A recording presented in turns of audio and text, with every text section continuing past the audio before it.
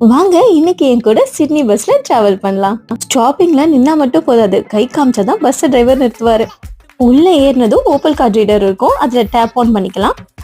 ஒரு கம்ஃபர்டபுள் சீட்டா பார்த்து உட்காந்துருவோம். பஸ்குள்ள பேசஞ்சர்ஸ் எல்லாரும் ஏறி உட்கார்ந்ததுக்கு அப்புறம் தான் பஸ்ஸை எடுப்பாங்க. ஸோ அவசர அவசரமா ஏறணும்னு அவசியம் இல்லை. தென் ட்ரெயின் மாதிரி பஸ்லயும் வீல் சேர் அண்ட் எல்டர்ஸ் உட்கார்ற மாதிரி சீட்டிங் அரேஞ்ச்மெண்ட் ஃப்ரண்ட்லயே இருக்கும்.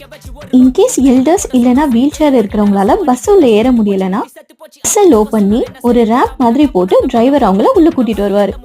பஸ் ஃபுல்லா கேமரா மானிட்டரிங் இருக்கும், ஸோ நீங்க சேஃபா டிராவல் பண்ணலாம்.